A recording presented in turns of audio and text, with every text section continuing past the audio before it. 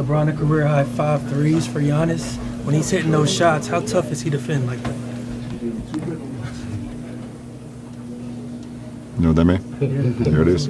This was LeBron James' response to Giannis' 34-point night on December 19th, 2019. Not only did he drop a double-double and crown himself in a passing of the torch moment, but he also connected on 5 threes. Literally his most made threes ever in a single game. So when LeBron tipped his cap to Giannis, it was definitely warranted. But let's look past the basic stats and analyze the 38 games that Giannis has played so far. The Bucks have the best record in the NBA at the midway point, and the MVP of the league has not only passed the eye test, but is having the most efficient statistical season of all time. But the question is, does most efficient equal most valuable? This is Topic Tackle. Let's go.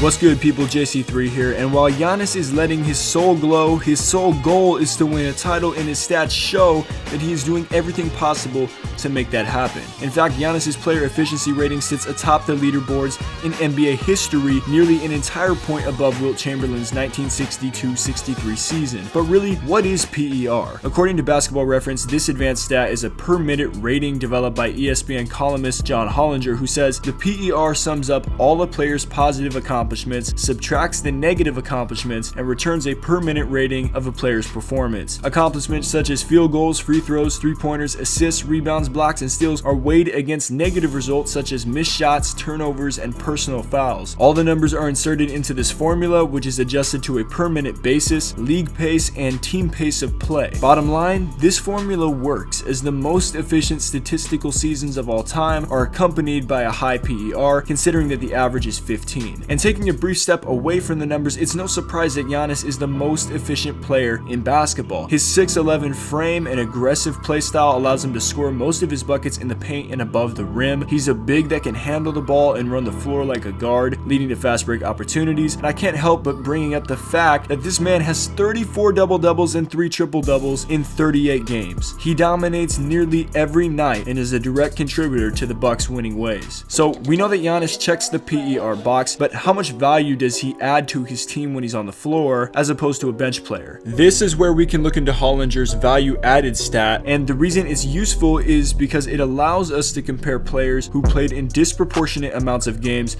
Say one player plays great in 60 games and the other plays merely good in 82, and determine whose performance was more productive. Hollinger provides the following average PERs for replacement level players by position. Taking the difference between Giannis's PER and that of a replacement level player at his position and multiplying the result by minutes played, we get 25,160.9. Finally, we have to divide this number by 67 in order for it to mean something, and we end up with 375.5. In 38 games played, this is the additional number of points that Giannis has been worth to the Bucks this season relative to a replacement level player. And his estimated wins average is this number divided by 30, since it takes about 30 points over the course of an 82 game season to add another win. The result is an estimated 12.5 wins that he adds to the Bucks. Now that we know what all these values mean, the league leaderboard showcases James Harden at first in these two categories with 37 games played. Giannis comes in second, and LeBron James occupies the 5th spot. But at the end of the day, does it help the members of the media who vote for MVP to know how efficient Giannis has been this season? Even if he doesn't beat Wilt's single season PER record, his season will land among the greatest of all time. But it seems to come at a time where narrative may override statistical excellence. It's been nearly 7 years since LeBron won his last MVP, and the recurring voter fatigue has likely wore off for the newly dubbed Wash King. If LeBron can lead his Laker team to the #1 seed in the West, with or without Anthony Davis, does this wash over anything that Giannis or Harden could do? Leave a thumbs up on this video and your feedback in the comments down below, and we'll be back with more Topic Tackle coming soon. Stay solid, people.